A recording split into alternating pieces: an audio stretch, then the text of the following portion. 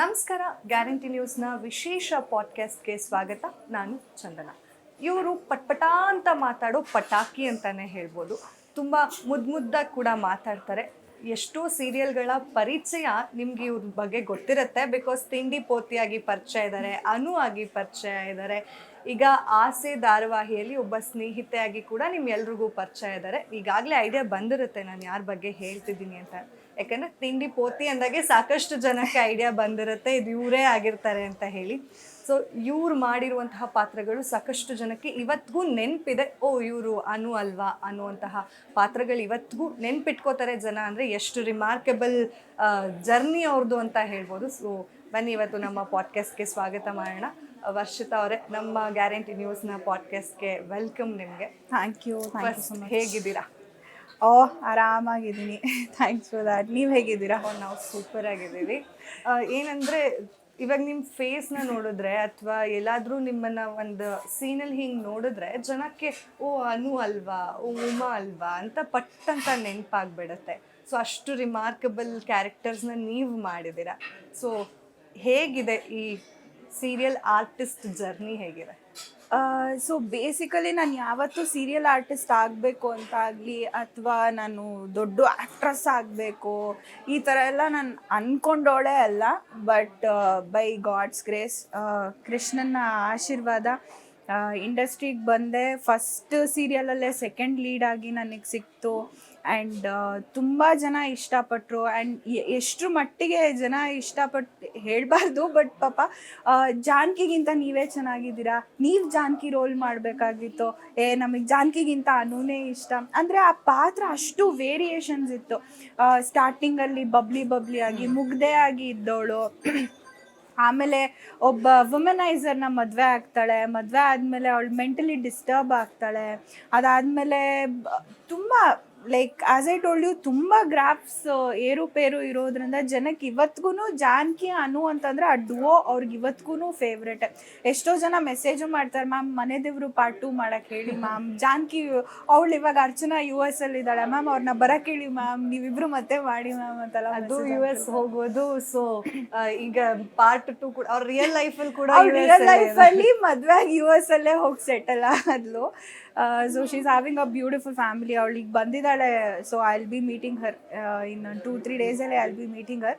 So ಇವತ್ತಿಗೂ ನಾವಿಬ್ಬರು ಅದೇ ಒಂದು ಬಾಂಡಿಂಗಲ್ಲೇ ಇದ್ದೀವಿ, ನಾನು ಅರ್ಚನಾ. ಆ್ಯಂಡ್ ಮನೆ ದೇವರು ಟೀಮಲ್ಲಿ ಸುಮಾರು ಜನ we are still in touch. ನಾನು ಶಿಲ್ಪ ಅಕ್ಕ ಆಗಿರ್ಬೋದು.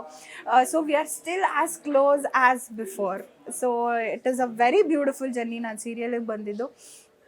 ಆ್ಯಂಡ್ ಅನು ಪಾತ್ರ ಮಾಡಿದೆ, ಅದಾದಮೇಲೆ ಪಾರು ಸೀರಿಯಲ್ ಮಾಡಿದೆ. ಈ ನನ್ನ ಫಸ್ಟ್ ಸೀರಿಯಲ್ ಮಾಡ್ತಾನೆ ಒಂದೆರಡು ಶಾರ್ಟ್ ಮೂವೀಸ್ ಮಾಡಿದೆ, ಅದಕ್ಕೆ ಅವಾರ್ಡ್ಸು ಬಂತು ನನಗೆ. ಕೇಳ್ಪಟ್ಟೆ ಸೈಮಾ ಲೀಡ್ ಆಕ್ಟ್ರೆಸ್ ಅವಾರ್ಡ್ ಬಂದಿದೆ.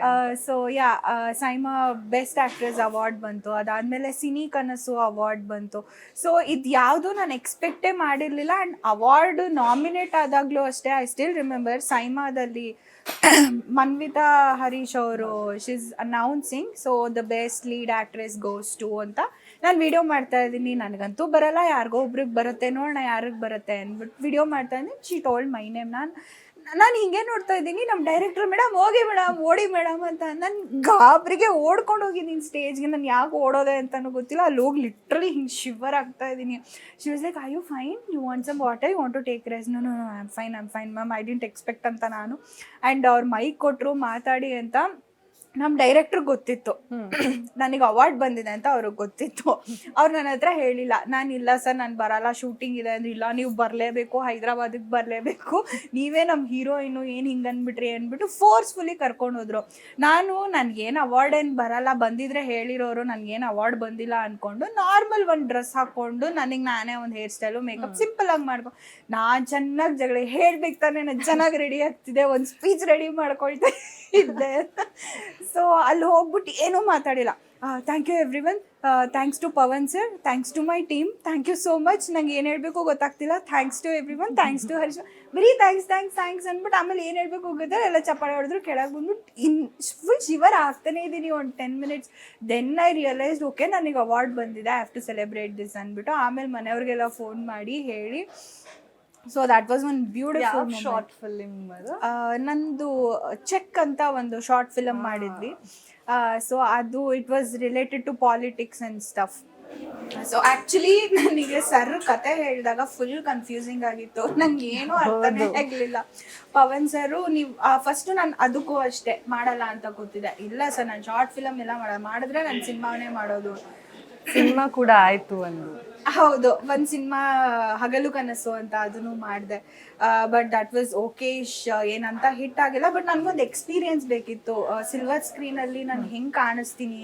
ಆ್ಯಂಡ್ ಗುಡ್ ಥಿಂಗ್ ಈಸ್ ನಾನು ರಿಗ್ರೆಟ್ ಮಾಡಲ್ಲ ಆ ಸಿನಿಮಾ ಮಾಡಿದ್ದು, ಬಿಕಾಸ್ ನಮ್ಮ ಅಪ್ಪಗೆ ಒಂದು ಆಸೆ ಇತ್ತು ನನ್ನ ಸಿಲ್ವರ್ ಸ್ಕ್ರೀನಲ್ಲಿ ನೋಡಬೇಕು ಅಂತ. ಅವ್ರು ಇದ್ದಂಗೆ ಅವರು ಆ ಸಿನಿಮಾನ ನೋಡ್ಬಿಟ್ಟು ಅವ್ರು ಹೋದರು. ಸೊ ಅವ್ರಿಗೊಂದು ಸ್ಯಾಟಿಸ್ಫ್ಯಾಕ್ಷನ್ ಇದೆ ಅಂತ ನಾನು ಅಂದ್ಕೊಂಡಿದ್ದೀನಿ. So I have no regrets ಆ ಮೂವಿ ಮಾಡಿದ್ದು. ಓಡಲಿಲ್ಲ, ಹೈಪ್ ಸಿಗಲಿಲ್ಲ ಅಂತ ನನಗೆ ಆ್ಯಕ್ಚುಲಿ ರೆಕಗ್ನಿಷನೇ ಸಿಗಲಿಲ್ಲ ಆ ಸಿನಿಮಾಯಿಂದ. But I have no regrets for that. As an actress ಅಂತ ಬಂದಾಗ ಏರುಪೇರುಗಳು ಜಾಸ್ತಿ ಇರುತ್ತೆ. ಅದರಲ್ಲೂ ನಾವು ಈ ಸೀರಿಯಲಲ್ಲಿ ತುಂಬ ಇರ್ತಾರೆ, ಸಡನ್ನಾಗಿ ಮಾಯ ಆಗೋಗ್ತಾರೆ. ಎಲ್ಲಿ ವರ್ಷಿತಾ ಅವರು ಮತ್ತೆ ಕಮ್ ಬ್ಯಾಕ್ ಮಾಡ್ತೀರಾ, ಮತ್ತೆ ಸಡನ್ನಾಗಿ ಮಾಯ ಆಗ್ತಾರೆ. ಯಾಕೆ ಆ ಥರ ಬ್ರೇಕ್ಸ್ ಯಾಕೆ ಅಂತ? ಬ್ರೇಕ್ಸ್ ಅಂತ ಅಂದರೆ ನಾನು ಬೇಕು ಅಂತ ಬ್ರೇಕ್ ತೊಗೊಂಡಿದ್ದಲ್ಲ. ದ ಥಿಂಗ್ ಈಸ್ ನಂದು ಮನೆ ದೇವರು ಆಗ್ತಿದ್ದ ಹಾಗೆ ಮದುವೆ ಸೆಟ್ ಆಯಿತು. ಲೈಕ್ ನಮ್ಮ ಮನೆಯವರು ಇಲ್ಲಿ ಕೂತಿದ್ರು, ಯುವರ್ 24 ಯುವರ್ 23 ಮದುವೆ ಆಗಬೇಕು, ಇನ್ನು ಗಂಡು ಸಿಗಲ್ಲ, ಇಂಡಸ್ಟ್ರಿ ಹುಡುಗಿರು ಅಂದರೆ. ಆ್ಯಂಡ್ ನನಗೆ ಬರ್ತಾ ಇದ್ದಿದ್ದು ಪ್ರಪೋಸಲ್ಸ್ ಎಲ್ಲನೂ ಹಾಗೆ ಇರ್ತಾಯಿತ್ತು. ಲೈಕ್ ಇಂಡಸ್ಟ್ರಿ ಬಿಡಬೇಕು, ಹುಡುಗಿ ಏನಕ್ಕೆ ಕೆಲಸ ಮಾಡಬೇಕು, ಮನೇಲಿದ್ರೆ ಸಾಕು, ಇಲ್ಲ ಅದನ್ನು ಕಂಪ್ನಿಯಲ್ಲಿ ಕೆಲಸ ಮಾಡಲಿ, ಈ ಥರ ನಮ್ಗೆ ಇದೆಲ್ಲ ಇಷ್ಟ ಆಗಲ್ಲ ಅಂತೆಲ್ಲ. ನನಗಿದ್ದಿದ್ದು ಒಂದೇ ಡಿಮ್ಯಾಂಡು, ನಿನ್ಗೆ ಆಸ್ತಿ ಪಾಸ್ತಿ ಏನಿದೆ ನಾನು ಏನೂ ನೋಡ್ತಾ ಇರಲಿಲ್ಲ ಹುಡುಗನ. ನನಗಿಂತ ಒಂಚೂರು ಹೈಟ್ ಇರಬೇಕು, ನನಗಿಂತ ಒಂದು 2-3 ಇಯರ್ಸ್ ಡಿಫ್ರೆನ್ಸ್ ಇರಬೇಕು, ನನ್ನನ್ನು ಇಂಡಸ್ಟ್ರಿ ಬಿಡಬೇಕು. ನಾನು ಅಷ್ಟೇ ನಾನು ಕೇಳ್ತಾ ಇದ್ದಿದ್ದು. ಕಾರ್ ಬೇಕು, ಅದು ಬೇಕು, ಬಂಗ್ಲೋ ಬೇಕು, ನಾನು ಇನ್ನೇನು ಡಿಮ್ಯಾಂಡ್ಸ್ ಇಟ್ಟಿರಲಿಲ್ಲ. So out of all those guys ನನ್ನ ಹಸ್ಬೆಂಡ್ ಭರತ್ ವಾಸ್ ಲೈಕ್, ನಾನು ಅವ್ರನ್ನ ಮೀಟ್ ಮಾಡಕ್ಕೆ ಹೋದಾಗ ನಾನು ಅವ್ರನ್ನ ಹಾಯ್ ಅಂತ ಕಂಪ್ಲೀಟ್ ಅರೇಂಜ್ ಮಾಡಿ. ಅಯ್ಯೋ ಕಂಪ್ಲೀಟ್ ನನಗೆ ಭಾರತ್ ಬಲಜಿಗ ಮ್ಯಾಟ್ರಿಮೋನಿಯಲ್ಲಿ ಸಿಕ್ಕವರು ನನ್ನ husband. Matrimony love story.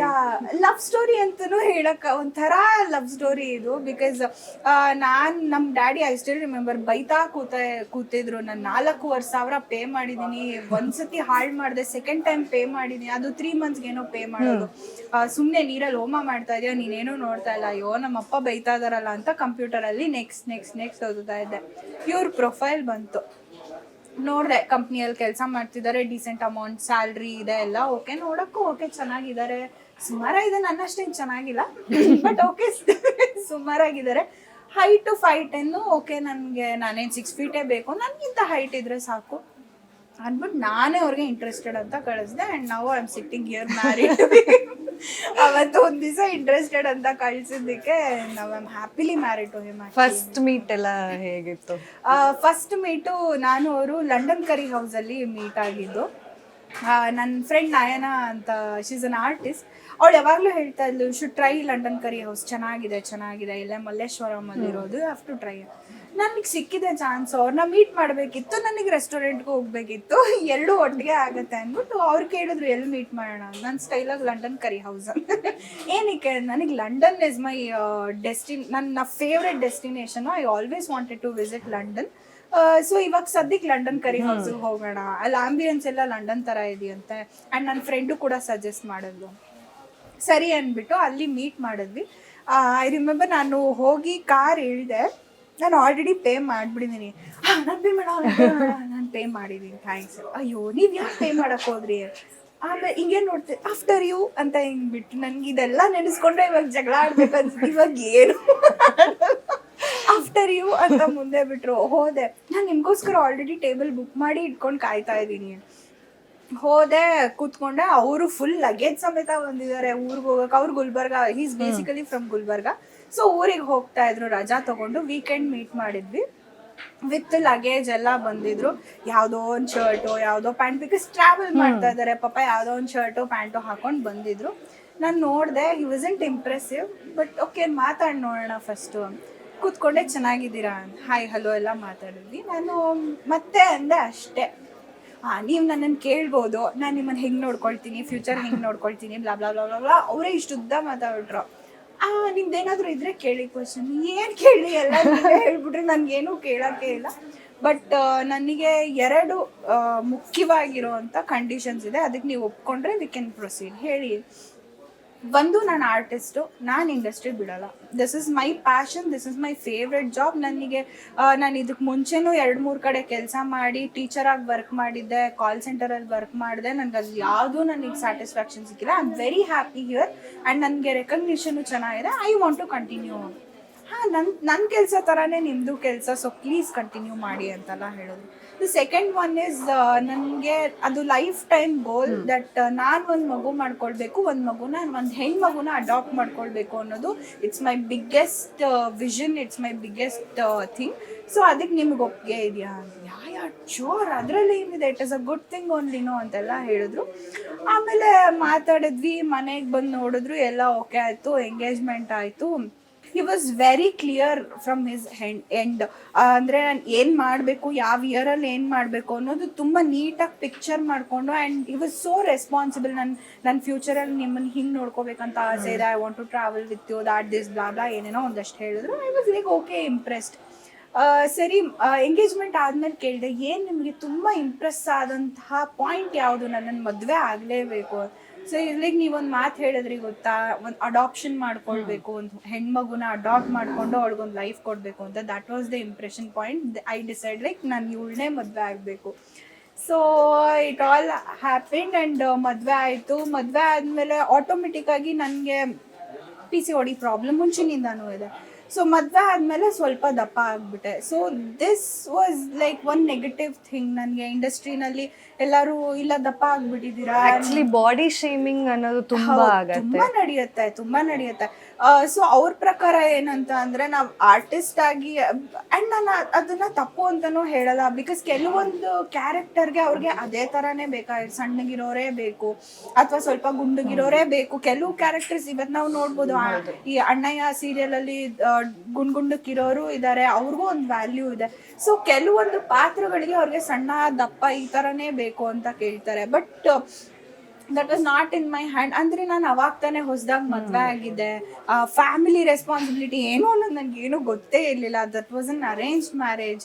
And ನಾನು ನನ್ನ ಗಂಡ ಇನ್ನೂ ಅಂಡರ್ಸ್ಟ್ಯಾಂಡ್ ಮಾಡ್ಕೊಳ್ಳೋ ಸ್ಟೇಜಲ್ಲೇ ಇದ್ವಿ. ಅಲ್ಲೊಂಚೂರು ಏರುಪೇರು ನಡೀತಾ ಇತ್ತು.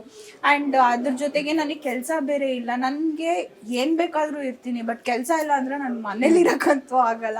ಇವಾಗಲೂ ಹೇಳ್ತಾ ಇರ್ತಾರೆ ನನ್ನ ಗಂಡ, ಯಾಕೆ ನಾನು ಏನಾದರೂ ಒಂದು ಸ್ವಲ್ಪ ಇರಿಟೇಟ್ ಆಗಿದ್ರೆ ಜಗಳ ಮಾಡ್ತಾರೆ, ಸುಮ್ಮನೆ ಕೋಳಿ ಜಗಳ ಮಾಡ್ತೀನಿ, ಯಾಕೆ ಶೂಟಿಂಗ್ ಇಲ್ವಾ, ಯಾವಾಗಿಂದ ಶೂಟಿಂಗು, ಫೋನ್ ಮಾಡೋರಿಗೆ ಕರೆಯಕ್ಕೆ ಕೇಳು, ನೀನು ಮನೇಲಂತೂ ಇರ್ಬೇಡ, ಫಸ್ಟ್ ಹೋಗು ಅಂತ ಇರ್ತಾರೆ. ಸೊ ಇದೆಲ್ಲ ನಡಿಬೇಕಾದ್ರೆ ನಾನೊಂದು ಚೂರು ದಪ್ಪ ಅದೇ. ಸೊ ನನಗೆ ಆಪರ್ಚುನಿಟೀಸ್ ಆಟೋಮೆಟಿಕ್ ಆಗಿ ಕಮ್ಮಿ ಆಗೋಯ್ತು. ಅದಾದಮೇಲೆ ಮತ್ತೆ ಇದು ಪಾರು ಸೀರಿಯಲ್ ಮಾಡಿದೆ. ಅದಾದಮೇಲೆ ಮತ್ತೆ ಬ್ರೇಕ್ ಆಯಿತು, same for the same reason. ನೀವು ದಪ್ಪ ಇದ್ದೀರಾ, ಸಣ್ಣ ಆಗಿ ಜಿಮ್ಗೆ ಹೋದೆ, ಡಯಟ್ ಮಾಡಿದೆ. ಬಟ್ ಸಿನ್ಸ್ PCOD ಇರೋದ್ರಿಂದ it is not so easy to reduce weight. ತುಂಬಾನೇ ಕಷ್ಟ. ತುಂಬಾ ಜನಕ್ಕೆ ಅಂದ್ಕೊಂಡ್ ಬಿಡ್ತಾರೆ, ಅಂದ್ರೆ ಹೆಣ್ಮಕ್ಳು ದಪ್ಪ ಆಗ್ತಿದ್ದಾರೆ ಅಂದ್ರೆ ಜಾಸ್ತಿ ತಿಂತಾರೆ. Very wrong notion. ನಾನ್ ನಿಜ ಬೇರೆಯವರು ಕಂಪೇರ್ ಮಾಡೋಣ ತಿನ್ನದೇ ಇಷ್ಟು. ತುಂಬಾ ಜನ ಅದನ್ನ ಫೇಸ್ ಮಾಡ್ತಾರೆ, ತಿನ್ನೋದೇ ಇಲ್ಲ ಬಟ್ ಸ್ಟಿಲ್ ದಪ್ಪ ಆಗ್ತಿದ್ದಾರೆ ಅಂದಾಗ ಹಾರ್ಮೋನ್ ಇಂಬ್ಯಾಲೆನ್ಸ್ ಆದಾಗ್ಲೇನೆ ಈ ದಪ್ಪ ಸಣ್ಣ ಆಗೋದು. ಬಟ್ ಕೆಲವ್ರಿಗೆ ಅದು ಅರ್ಥನೇ ಆಗೋದಿಲ್ಲ. ಅವ್ರ ಪ್ರಕಾರ ಏನು ದಪ್ಪ ಇದ್ದಾರೆ ಅಂದ್ರೆ ಚೆನ್ನಾಗಿ ತಿಂತಾರೆ, ಏನು ಎಕ್ಸಸೈಸ್ ಮಾಡಲ್ಲ, ಏನು ಓಡಾಡಲ್ಲ, ತಿನ್ಬಿಟ್ಟು ಮಲ್ಕೊಳ್ತಾರೆ. No, that is not the thing. Because ಒಳಗಡೆ ನಮಗೆ ಏನು ಪೇನ್ ಆಗ್ತಿದೆ, ನಮ್ಗೆ ಏನು ಕಷ್ಟ ಇದೆ ಅಂತ ಅದು ನಮಗೆ ಗೊತ್ತಿರುತ್ತೆ. Not everybody will understand. So ನಾನು ಆದ್ರೂ ಐ ಟ್ರೈಡ್ ಮೈ ಬೆಸ್ಟ್. ಅಂದರೆ ಸಣ್ಣ ಆದೆ, ಮತ್ತೆ ಜಿಮ್ ಬಿಟ್ಟ ತಕ್ಷಣ ಮತ್ತೆ ದಪ್ಪ ಆಗೋದು, ಇದೆಲ್ಲ ಆಗ್ತಾನೆ ಇತ್ತು. ಆ್ಯಂಡ್ ಆ ಗ್ಯಾಪಲ್ಲಿ ನನಗೆ ಕಸ್ತೂರಿ ನಿವಾಸ ಸೀರಿಯಲ್ ಸಿಕ್ತು. ಕಸ್ತೂರಿ ನಿವಾಸ ಮಾಡ್ತಾ ನಾನೇ ಬ್ರೇಕ್ ತೊಗೊಳ್ಬೇಕಾಗಿ ಬಂತು. ಬಿಕಾಸ್ ಅಪ್ಪ ವಾಸ್ ಹಾಸ್ಪಿಟಲೈಸ್ಡ್, ಅಜ್ಜಿಗೆ ಹಾಸ್ಪಿಟಲ್ ಸಿಗ್ತಾ ಇಲ್ಲ, ಕೊರೋನಾ ಟೈಮು ಪೀಕಲ್ಲಿತ್ತು. ಆ್ಯಂಡ್ ಅವ್ರನ್ನ ನೋಡ್ಕೊಳ್ಳೋ ಗ್ಯಾಪಲ್ಲಿ ನನಗೆ ಕೊರೋನಾ ಆಗಿತ್ತು. ಸೊ ಇದೆಲ್ಲದ್ರಿಂದ ನಾನು ಬ್ರೇಕ್ ಅಂದರೆ ನಾನು ಶೂಟಿಂಗ್ ಬರ್ತೀನಿ ಅಂದರೂ ನಿಮಗೆ ಕೊರೋನಾ ಇದೆ, ನಿಮ್ಮನ್ನು ಹೆಂಗೆ ಕರ್ಕೊಳ್ಳೋಣ ಅಂದ್ಬಿಟ್ಟು ಅವರೇ ರೀಪ್ಲೇಸ್ ಮಾಡ್ಕೊಂಡ್ಬಿಟ್ರು. ಸೊ ಕರೋನಾ ಆದಮೇಲೆ ಮತ್ತೆ ಅಗೇನ್ ಗ್ಯಾಪ್ ಆಯಿತು. ಸೊ ಪೀಪಲ್ ಥಾಟ್ ನಾನು ಇಂಡಸ್ಟ್ರಿನೇ ಬಿಟ್ಬಿಟ್ಟಿದ್ದೀನಿ, ಕೊರೋನಾ ಆದಮೇಲೆ ಅಪ್ಪ ಹೋಗ್ಬಿಟ್ರು, ಅಜ್ಜಿ ಹೋಗ್ಬಿಟ್ರು, ಇವ್ರು ಇಂಡಸ್ಟ್ರಿನೇ ಬಿಟ್ಬಿಟ್ರು ಅಂತೆಲ್ಲ ಅಂದ್ಕೊಂಡಿದ್ರು. ಸೊ ನನಗೆ ಲೇಟರ್ ಆನ್ ಕಮ್ ಬ್ಯಾಕ್ ಆಗಿದ್ದು ಜನನಿ ಸೀರಿಯಲಿಂದ ಉದ್ಯಾದಲ್ಲಿ, ಆ್ಯಂಡ್ ನಾವು ಇವಾಗ ಆಸೆ. So it's going on. Actually corona ಅನ್ನೋದು ಸಾಕಷ್ಟು ಜನ ಆರ್ಟಿಸ್ಟ್ ಆಗಿರ್ಬೋದು, ನಾರ್ಮಲ್ ಜನದ ಜೀವನದಲ್ಲಾಗಿರ್ಬೋದು, ತುಂಬ ನಾವು ಇಷ್ಟಪಡುವಂಥ ವ್ಯಕ್ತಿಗಳನ್ನ ನಾವು ಕಳ್ಕೊಂಡಿದ್ದೀವಿ. ಅದರಲ್ಲೂ ನಂಗೆ ಬೇಜಾರು ಅನ್ಸಿದ್ದು ನೀವು 2 days ಗ್ಯಾಪಲ್ಲಿ ಒಬ್ಬರಾದ್ಮೇಲೆ ಒಬ್ಬರು ಅಂತ. ಆ ಫೇಸ್ನ ಹೇಗೆ ಓವರ್ಕಮ್ ಮಾಡಿದ್ರಿ? ಸಿ ಗೂಸ್ ಬಂಪ್ಸ್ ಬರ್ತಾ ಇದೆ. If at all given an opportunity I want to delete that phase. ನನ್ಗೆ ಆ ಒಂದು 15-20 ದಿನ ಏನಿದೆ, April to May first week, ನಾನು ಅದನ್ನು ಪೂರ್ತಿ ಡಿಲೀಟೇ ಮಾಡಬೇಕು 2021. ಐ ಸ್ಟಿಲ್ ರಿಮೆಂಬರ್ ನಮ್ಮಪ್ಪ ಅಮ್ಮ ವಾಕಿಂಗ್ ಹೋಗ್ತಾ ಇದ್ರು ಎವ್ರಿ ಡೇ ಈವ್ನಿಂಗ್. ಅವಾಗ ಕೋವಿಡ್ ಶಾಟ್ಸ್ ಕೊಡ್ತಾ ಇದ್ರು, ಇಂಜೆಕ್ಷನ್ಸು ತಗೊಳ್ಳಿ ಅಂತ. ನಾನು ನನ್ನ ತಮ್ಮ ಎಲ್ಲ ತುಂಬ ಫೋರ್ಸ್ ಮಾಡಿದ್ವಿ. ನನ್ನ ಹಸ್ಬೆಂಡು ಬೈದರು, ಇಲ್ಲ ತಗೊಳ್ಳಿ, ಏಜ್ ಆಗಿದೆ 50+ ತಗೊಳ್ಳಿ. ಸೊ ದೇವರ್ ಲೈಕ್ ಓಕೆ ಫೈನ್ ಅಂದ್ಬಿಟ್ಟು ಒಂದು ದಿವಸ ಹೋಗಿ ಅಲ್ಲಿ ಗೌರ್ಮೆಂಟ್ ಇದರಲ್ಲಿ ಬ್ಯಾಂಗ್ಳೂರ್ ಒನ್ನಲ್ಲೋ ಎಲ್ಲೋ ಕೇಳಿಕೊಂಡು ಮನೆಗೆ ಬಂದಿದ್ದಾರೆ. ನೆಕ್ಸ್ಟ್ ಡೇ ಹೋಗಿ ಹಾಕ್ಸ್ಕೋಬೇಕು, ಅಷ್ಟೊತ್ತು ಕ್ಲೋಸ್ ಆಗಿತ್ತು ಈವ್ನಿಂಗ್. ನೆಕ್ಸ್ಟ್ ಡೇ ಹೋಗಿ ಶಾರ್ಟ್ಸ್ ತಗೊಳ್ತೀವಿ ಅಂತ ಹೇಳಿದ್ರು, ಲೈಕ್ ಆಲ್ ನಾರ್ಮಲ್.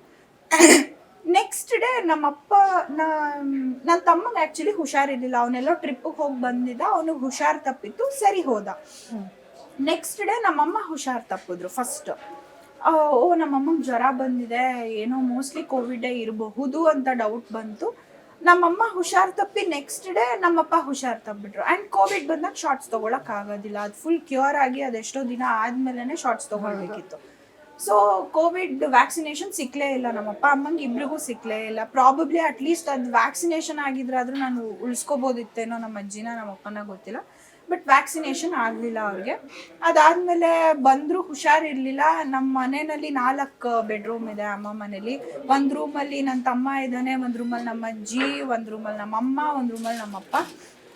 ನಮ್ಮಮ್ಮ ಒಂದು ಸ್ವಲ್ಪ ದಿನ ಆಯಿತು, ಒಂದು 10 days ಏನೋ ಆಯಿತು, ಚೇತರಿಸ್ಕೊಂಡ್ರು. ನಮ್ಮಪ್ಪಂಗೆ ಪೀಕಿಗೆ ಹೋಯಿತು.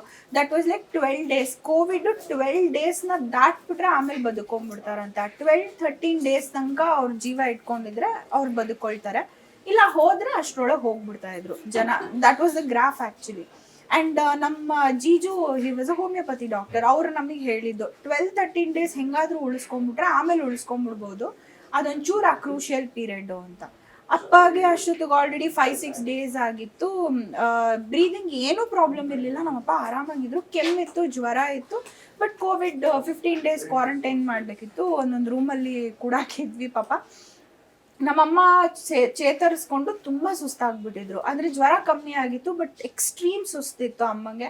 ನನ್ನ ತಮ್ಮಂಗೂ ಪಾಪ ಸುಸ್ತೇನೋ ಇತ್ತು, ಅವನಿಗೂ ಹುಷಾರು ತಪ್ಪಿ ಅವ್ನು ನಾರ್ಮಲ್ ಆಗಿದ್ದ.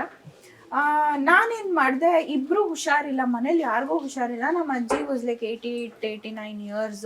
ನಾನು ಹೋಗ್ಬಿಟ್ಟು ನಮ್ಮ ಅಜ್ಜಿ ಮುದ್ಕಿ ಅಂತಾನೆ ಕರೀದೆ. ಮುದ್ಕಿ, ನೀನು ಬಾ, ಇಲ್ಲ ಸತ್ತೋಗ್ಬಿಡ್ತೀಯಾ, ಬಾ ನಮ್ಮ ಮನೆಗೆ ಬಾ, ನಮ್ಮ ಮನೆಗೆ ಬಾ. ನಮ್ಮ ಅಜ್ಜಿ, ನಾನು ಬರ, ಸತ್ತರೆ ನಾನು ಇಲ್ಲೇ ಸಾಯ್ತೀನಿ, ನಾನು ಬರಲ್ಲ ಅಂತ ನಮ್ಮ ಅಜ್ಜಿ ಗಲಾಟೆ ಮಾಡ್ತಾಯಿದ್ರು. ನಾನೇನು ಮಾಡಿದೆ, ನಮ್ಮ ಅಪ್ಪಂಗೆ ನಮ್ಮ ಅಮ್ಮಂಗೆ ಹೇಳಿ, ಇಲ್ಲ ಹೇಳ್ರಿ ಅವ್ರು ನಮ್ಮ ಅಜ್ಜಿಗೆ, ಶಿ ಈಸ್ ಓಲ್ಡ್, ಹೋಗ್ಬಿಡ್ತಾರೆ, ಬಂದರೆ ಗ್ಯಾರಂಟಿ ಸತ್ತೋಗ್ಬಿಡ್ತಾರೆ ನಮ್ಮ ಅಜ್ಜಿ, ನಾನು ಕಳ್ಕೊಳಕ್ಕೆ ರೆಡಿ ಇಲ್ಲ, ನಮ್ಮ ಮನೆಗೆ ಕಳ್ಸೋದು ಫೋರ್ಸ್ಫುಲಿ ಕರ್ಕೊಂಡ್ಬಂದೆ. ನನ್ನ ಕಸಿನ್ ಅತ್ತೆ ಒಬ್ಬರು ಅವತ್ತು ತೀರೋಗಿದ್ರು, ನಮ್ಮ ಅಜ್ಜಿಗೆ ಗೊತ್ತಾಗಿರ್ಲಿಲ್ಲ. ಅವತ್ತು ನ್ಯೂಸ್ ಗೊತ್ತಾಯಿತು. She was very sad. ನಮ್ಮ ಮನೆಗೆ ಬಂದರು, ಶಿ ವಾಸ್ ವೆರಿ ಅನ್ಕಂಫರ್ಟ್. ನಮ್ಮ ಅಜ್ಜಿ ಯಾರ ಮನೇಲೂ ಇರ್ತಾ ಇರಲಿಲ್ಲ, ಅನ್ಕಂಫರ್ಟಬಲ್ ಆಗಿದ್ರು. ನಾನು ಹೇಳಿದೆ, 1 ವಾರ ಇರು, ಆಮೇಲೆ ವಾಪಸ್ ಕರ್ಕೊಂಡೋಗಿ ಬಿಟ್ಬಿಡ್ತೀನಿ, 1 ವಾರ ನಮ್ಮ ಮನೇಲಿರೋ. ಅವರು ಕಾಫಿ ಟೀ ಎಲ್ಲ ಮಾಡಿಕೊಟ್ಟೆ, ಟಿ ವಿ ಹಾಕ್ಕೊಟ್ಟೆ. ಏನೋ ಅನ್ಕಂಫರ್ಟಬಲ್ ಫೀಲ್ ಆಗ್ತಿತ್ತು. ಕರ್ಕೊಂಡು ಬಂದು 1-2 hours ಅಜ್ಜಿಗೆ ಜ್ವರ ಸ್ಟಾರ್ಟ್ ಆಯಿತು. ಯಾಕೋ ಸುಸ್ತಾಗ್ತಿದೆ, ನನ್ನ ಕೈಲಿ ಆಗ್ತಿಲ್ಲ, ಮನೆಗೆ ಹೋಗ್ತೀನಿ. ಮುಟ್ಟು ನೋಡಿದ್ರೆ ಜ್ವರ ಬಂದಿತ್ತು. ಫೋನ್ ಮಾಡಿದೆ, ನಮ್ಮಪ್ಪ ಎತ್ಕೊಂಡು ಫಸ್ಟ್ ಕರ್ಕೊಂಡು ಬಾ, ಪ್ರಾಬಬ್ಲಿ ಅಜ್ಜಿಗೂ ಕೊರೋನಾ ಬಂದಿದೆ, ನಿಮ್ಮ ಮನೆಯವ್ರಿಗೆಲ್ಲ ಅಟ್ಯಾಕ್ ಆಗಿಬಿಡುತ್ತೆ, ಫಸ್ಟ್ ಕರ್ಕೊಂಡು ಬಾ. ಕರ್ಕೊಂಬಂದು 2 hours ವಾಪಸ್ ಕ್ಯಾಬ್ ಮಾಡ್ಕೊಂಡು ಮನೆ ಕರ್ಕೊಂಡೋಗ್ಬಿಟ್ಟೆ. ಆಮೇಲೆ ನಮ್ಮಪ್ಪ ಹಿಂಗೆ ನಡೀತಾ ಇತ್ತು. 1-2-3 days ಆದಮೇಲೆ ಒಂದು ದಿವಸ ಏನಾಯಿತು, ಹಾಸ್ಪಿಟಲ್ಗೆ ಹೋಗು ಅಂದರೆ ನಮ್ಮಪ್ಪ ಹೋಗಲಿಲ್ಲ. ಮನೆಯಲ್ಲೇ ಆ ಮಾತ್ರೆ ಈ ಮಾತ್ರೆ, ಅಂದರೆ ಯೂಶಲಿ ಏನೇನು ತೊಗೊಳ್ತಾ ಇದ್ದೆ, ನನ್ನ ತಮ್ಮನ ಫ್ರೆಂಡ್ ಒಬ್ಬ ಡಾಕ್ಟರ್ ಇದ್ದ, ಆ ಮಾತ್ರೆ ಈ ಮಾತ್ರೆ ತೊಗೊಂಡು ಹಾಗೆ ಇದು ಮಾಡ್ಕೊಳ್ತಿದ್ರು. ಒಂದು ದಿವಸ ನಮಗೆ ಗೊತ್ತೇ ಇಲ್ಲ, ನೈಟಲ್ಲಿ ನಮ್ಮಪ್ಪಂಗೆ ಶುಗರ್ ಲೋ ಆಗಿನೋ BP ಲೋ ಆಗಿ, ನಮ್ಮಪ್ಪಂಗೆ 2 ಇತ್ತು. ಏನೋ ಒಂದು ಹೆಚ್ಚು ಕಮ್ಮಿ ಆಗಿ ಅನ್ಕಾನ್ಶಿಯಸ್ ಆಗಿ ನೈಟು ವಾಶ್ರೂಮ್ಗೆ ಹೋಗಿ ಬಂದು ಹಿಂಗೆ ಬಿದ್ದೋಗ್ಬಿಟ್ಟಿದ್ದಾರೆ. ಸೊ ಬೆಡ್ ಮೇಲೆ ಹಿಂಗೆ ಅಡ್ಡಡ್ಡ ಬಿದ್ದಿದ್ದಾರೆ. ಎಷ್ಟೋ ಹೊತ್ತಾದ್ಮೇಲೆ ಅವ್ರಿಗೆ ಜ್ಞಾನ ಬಂದು, ಬಿಕಾಸ್ ಅದು ಸಪ್ರೇಟ್ ಇದೆ ರೂಮ್, ನಮ್ಮ ಮನೆ ಆಚೆ ಕಡೆ ರೂಮ್ ಇದೆ. ಆಮೇಲೆ ಜ್ಞಾನ ಬಂದು ಅವ್ರಿಗೆ ಎಚ್ಚರ ಆಗಿ ಓ ನಾನು ಬಿದೋಗಿದೆ ಅಂತ ಅವರೇ ರಿಯಲೈಸ್ ಮಾಡ್ಕೊಂಡು ಮತ್ತೆ ಮಲಗಿ ಬೆಳಿಗ್ಗೆ ನಮಗೆ ಹೇಳಿದ್ರು. ನಾನು ನನ್ನ ತಮ್ಮ ಇಬ್ರು ಜಗಳ ಮಾಡಕ್ ಶುರು ಮಾಡಿ, ಫಸ್ಟು ಹೋಗು ಹಾಸ್ಪಿಟಲ್ಗೆ ಅಡ್ಮಿಟ್ ಆಗು, ಫಸ್ಟ್ ಅಟ್ಲೀಸ್ಟ್ ತೋರಿಸ್ಕೊ ಏನಾಗಿದೆ ಅಂತ. ನಮ್ಮಪ್ಪ ಇಲ್ಲ ನಾನು ಹೋಗಲ್ಲ ಅಂತ. ನನ್ನ ಹಸ್ಬೆಂಡ್ ನಾನು ಇಬ್ರು ಮನೆಗೆ ಬಂದು ಜಗಳ ಮಾಡಿ, I still remember, pink colour shirt ಒಂದು ಪ್ಯಾಂಟ್ ಹಾಕೊಂಡು ನಾವೇ ಆಟೋ ಬುಕ್ ಮಾಡಿ ಹೋಗು ಅಂದ್ಬಿಟ್ಟು ನಮ್ಮಪ್ಪ ಆರಾಮಾಗಿ ಆಟೋ ಹತ್ಕೊಂಡು ಹೋದ್ರು, ಹಾಸ್ಪಿಟಲ್ಗೆ ಹೋದ್ರು, ತೋರಿಸಿದ್ರು. ಆ್ಯಂಡ್ ಅವತ್ತು ಅವ್ರೇನು ಮಾಡಿದ್ರು, ಒಂದು 2 days ಅಡ್ಮಿಟ್ ಮಾಡ್ಕೊಳ್ಳೋಣ ಒಂಚೂರು ವೇರಿಯೇಷನ್. ಆ್ಯಂಡ್ ಹಾಸ್ಪಿಟಲ್ಗೆ ಹೋದ್ಮೇಲೂ ಏನಾಯ್ತು, ತಲೆ ಚಕ್ಕರ್ ಬಂದು ಬಿದ್ರು.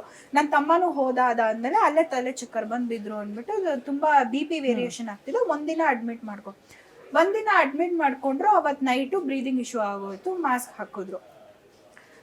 ಆಮೇಲೆ ಅದು ಹೋಗ್ತಾ ಏನಾಯ್ತು, ಲಂಗ್ ಫುಲ್ಲು ಆ್ಯಂಡ್ ನಮ್ಮಪ್ಪಂಗೆ ಶುಗರ್ ಇದ್ದಿದ್ರಿಂದ ಅದು ಲಂಗ್ ಪೂರ್ತಿ ಎಫೆಕ್ಟ್ ಆಗೋಯ್ತು. ತುಂಬ ಪ್ರಾಬ್ಲಮ್ ಆಗೋದು, ಬ್ರೀದಿಂಗ್ ತುಂಬ ಇಶ್ಯೂ ಆಗೋಯ್ತು. ಅದು ಒಂದು ಚಿಕ್ಕ ಹಾಸ್ಪಿಟಲ್ಲು, ಅರ್ಜೆಂಟಾಗಿ ಆಕ್ಸಿಜನ್ ಜಾಸ್ತಿ ಸಿಗೋ ಅಂಥ ದೊಡ್ಡ ಹಾಸ್ಪಿಟಲ್ಗೆ ನೀವು ಶಿಫ್ಟ್ ಮಾಡಬೇಕು.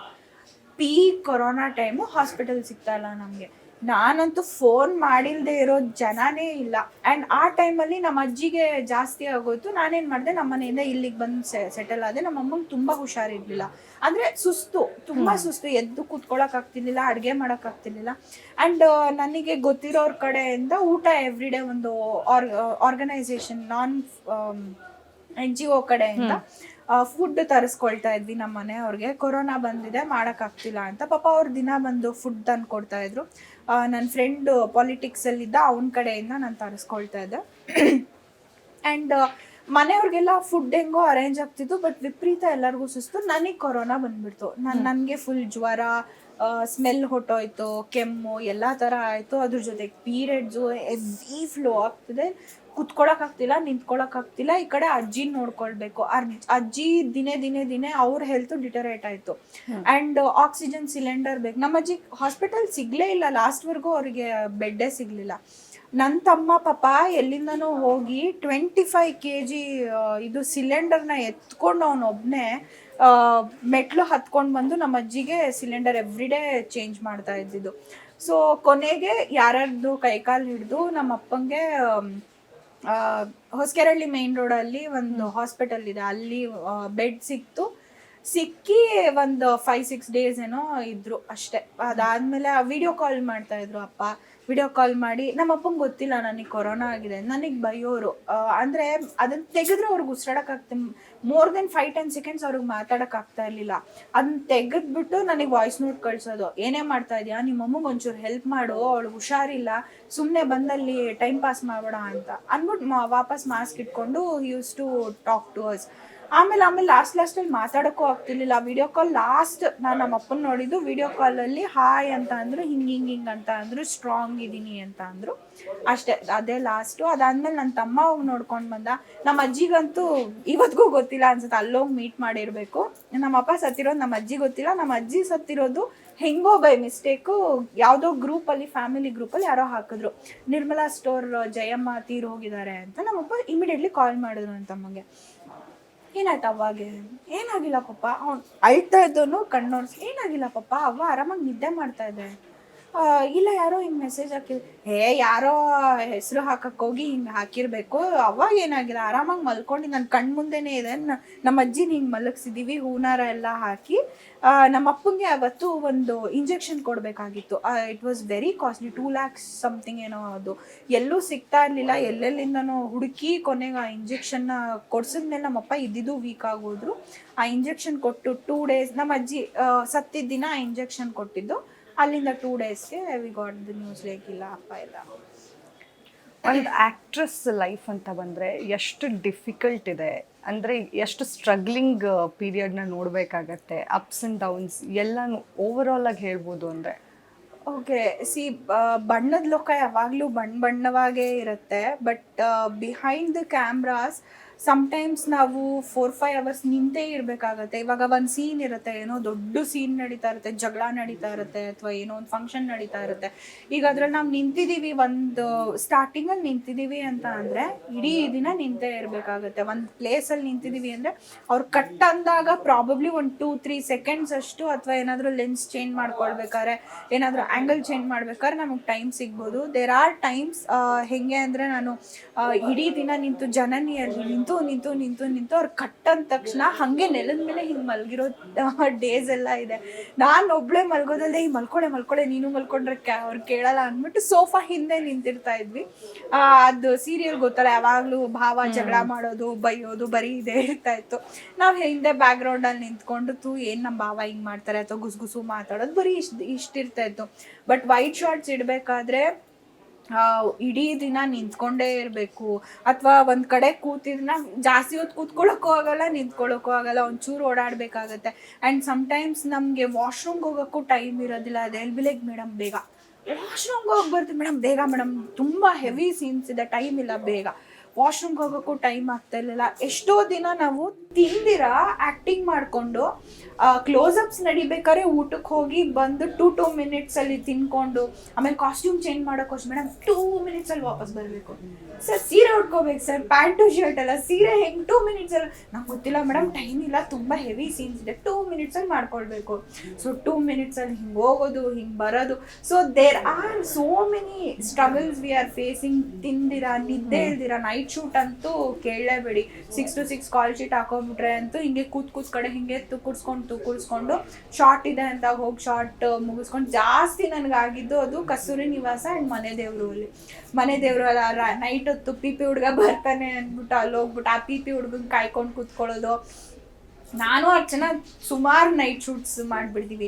ಆ್ಯಂಡ್ ಟ್ರಾವೆಲ್ ಏನಾದರೂ ಊರ ಆಚೆ ಇತ್ತು ಅಂತ ಅಂದರೆ ವಿ ಹ್ಯಾವ್ ಟು ಟ್ರಾವೆಲ್, ಅಷ್ಟು ದೂರ ಟ್ರಾವೆಲ್ ಮಾಡಿಕೊಂಡು ಬೆಳಗಿನ ಜಾವ 4 ಗಂಟೆಗೆ ಪಿಕಪ್ ಮಾಡಿಕೊಂಡು ಅಲ್ಲಿಗೆ ಹೋಗಿ ಮೇಕಪ್ ಹಾಕ್ಕೊಂಡು ಶೂಟ್ ಮಾಡಿ ನೈಟ್ 10 ಗಂಟೆ 11 ಗಂಟೆಗೆ ವಾಪಸ್ ಮನೆಗೆ ಬರೋದು, ತಿರ್ಗಾ 4 ಗಂಟೆಗೆ ಪಿಕಪ್ಪು. ಸೊ ನಿದ್ದೆ ಇಲ್ದಿರ, ಊಟ ಇಲ್ದಿರ, ಸೊ ಇಷ್ಟೆಲ್ಲ ಮಾಡಿ ಎಂಡ್ ಆಫ್ ದ ಡೇ ಮಲ್ಕೊಳ್ಬೇಕಾದ್ರೆ ಅದೊಂದು ಸ್ಯಾಟಿಸ್ಫ್ಯಾಕ್ಷನ್ ಇದೆ ಗೊತ್ತಾ. ಓಕೆ, ನನಗೆ ಇಷ್ಟವಾಗಿರೋ ಕೆಲಸ ಮಾಡಿದ್ದೀನಿ, ನನಗಿಷ್ಟ ಆಗೋವಂಥದ್ದು ಏನೋ ಮಾಡ್ತಾ ಇದ್ದೀನಿ, ಜನ ಪ್ರೀತಿ ನಮಗೆ ಸಿಗ್ತಾ ಇದೆ, ದಟ್ ಇಸ್ ಅಲ್ಟಿಮೇಟ್. ಇದೆಲ್ಲ ಮರ್ತೋಗ್ಬಿಡೋದು. ಓಕೆ, ನನ್ನ ಕೊನೆ ಪ್ರಶ್ನೆ, ಮುಂದಿನ ಪ್ರಾಜೆಕ್ಟ್ಸ್ ಹಾಗೆ ಏನು ಮಾಡ್ಬೇಕಂತ ಇದ್ದೀರಾ?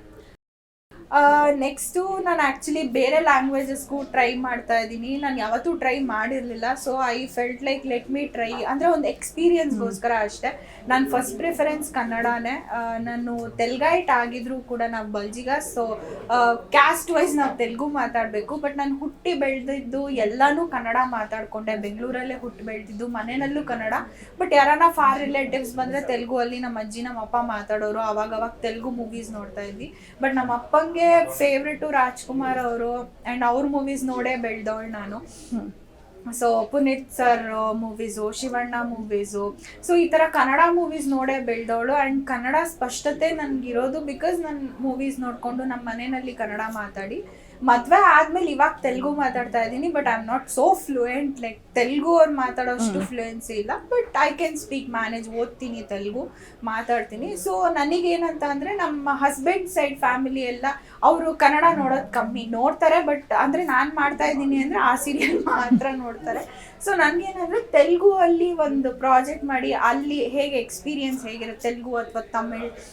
ನಂಗೆ ತಮಿಳ್ ಅಷ್ಟು ಬರಲ್ಲ, ಸ್ವಲ್ಪ ಅರ್ಥ ಆಗುತ್ತೆ. ಬಟ್ ಹೆಂಗೂ ಪ್ರಾಂಪ್ಟಿಂಗ್ ಕೊಡ್ತಾರೆ. ಸೊ ಒಂದು ತಮಿಳ್ ಅಥವಾ ತೆಲುಗು ಪ್ರಾಜೆಕ್ಟ್ ಮಾಡಬೇಕು ಅಂತ ತುಂಬ ಆಸೆ ಇದೆ. ಬಟ್ ಅಗೇನ್ ನನ್ನ ಫಸ್ಟ್ ಪ್ರಿಫರೆನ್ಸ್ ಕನ್ನಡನೇ. ಕನ್ನಡ ಬಂದರೆ ನಾನು ಕನ್ನಡನೇ ಮಾಡೋದು. Thank you so much Varshith ಅವರೇ. ನಿಮ್ಮ ಹತ್ರ ಇಷ್ಟು ಮಾತಾಡಿ ತುಂಬ ಖುಷಿ ಆಯಿತು. ಆ್ಯಕ್ಚುಲಿ ತುಂಬ ಅಂದರೆ ಲೈವ್ಲಿ ಆಗಿ ಮಾತಾಡ್ತೀರಾ, ಅಟ್ಮಾಸ್ಫಿಯರ್ನೇ ತುಂಬ ಲೈವ್ಲಿ ಆಗಿ ಇಟ್ಟಿರ್ತೀರಾ. ತುಂಬ ಖುಷಿ ಆಯಿತು. ನಮ್ಮ ಗ್ಯಾರಂಟಿ ನ್ಯೂಸ್ನ ವಿಶೇಷ ಪಾಡ್ಕಾಸ್ಟ್ಗೆ ನೀವು ಗೆಸ್ಟ್ ಆಗಿ ಬಂದಿದ್ದಕ್ಕೆ thank you so much. Thank you so much. Thank you for having me here. And ನಿಮ್ಮ ಜೊತೆ ಮಾತಾಡಿನೂ ತುಂಬ ಖುಷಿ ಆಯ್ತು. ನೀವು ತುಂಬ ಚೆನ್ನಾಗಿ ಕಾಣ್ತಾ ಇದ್ದೀರಿ, ಆ್ಯಕ್ಚುಲಿ ಲಕ್ಷಣವಾಗಿದ್ದೀರಾ, ಕ್ಯೂಟಾಗಿ. Thank you for having me here. This was my first podcast and first interview and I enjoyed a lot throughout. So ಇವಾಗ ನಾನು ಮಾತಾಡ್ತಾ ಅನಿಸುತ್ತೆ ನನ್ನ ಲೈಫಲ್ಲಿ ಎಷ್ಟು ಗ್ರಾಫ್ಸ್ ಇದೆ ಅಲ್ವಾ, ಹೌದಲ್ವಾ, ಇಷ್ಟೊಂದೆಲ್ಲ ಏರುಪೇರಾಯಿತು. ಬಟ್ ಸಮ್ಟೈಮ್ಸ್ ವಿ ಫರ್ಗೆಟ್ ನಾವೆಷ್ಟು ಬಂದಿದ್ದೀವಿ ಅಂತ ಹಿಂದೆ ತಿರುಗಿ ನೋಡಿದಾಗ ಗೊತ್ತಾಗುತ್ತೆ. ಬರೀ ಜನ ಏನಂದರೆ ಮುಂದೆನ ಫ್ಯೂಚರ್ನ ಚೇಸ್ ಮಾಡಿಕೊಂಡು ದೆಲ್ ಫರ್ಗೆಟ್ ನಾವು ಹಿಂದೆ ಎಷ್ಟು ಎದ್ದು ಬಿದ್ದು ಸ್ಟ್ರಗಲ್ ಮಾಡಿ ಬಂದಿದ್ದೀವಿ ಅಂತ. So I feel we have to live in the present, enjoy the present and be in the present. That's all I can tell. So thank you for having me. Thank you so much. ನೋಡಿದ್ರಲ್ಲ, ಇದಾಗಿತ್ತು ವರ್ಷಿತಾ ಅವರ ಮಾತು. ಅವರ ಜೀವನದ almost ಎಲ್ಲ ಏರುಪೇರುಗಳನ್ನು ಕೂಡ ಇವತ್ತು ನಮ್ಮ ಗ್ಯಾರಂಟಿ ನ್ಯೂಸ್ನ ವಿಶೇಷ ಪಾಡ್ಕಾಸ್ಟ್ನಲ್ಲಿ ಶೇರ್ ಮಾಡ್ಕೊಂಡಿದ್ದಾರೆ. ಈಗಾಗಲೇ ನಿಮಗೂ ಕೂಡ ಗೊತ್ತಾಗಿರುತ್ತೆ ಅವರು ಯಾವ ರೀತಿಯಾದಂತಹ ಕಷ್ಟಗಳನ್ನು ಅನುಭವಿಸ್ಕೊಂಡು ಇಲ್ಲಿವರೆಗೂ ಬಂದಿದ್ದಾರೆ ಅಂತ ಹೇಳಿ. ಇದೇ ಹೊತ್ತಿನ ಸ್ಪೆಷಲ್. ನೋಡ್ತಾ ಇರಿ ಗ್ಯಾರಂಟಿ ನ್ಯೂಸ್, ಸುದ್ದಿ ಖಚಿತ, ನ್ಯಾಯ ನಿಶ್ಚಿತ.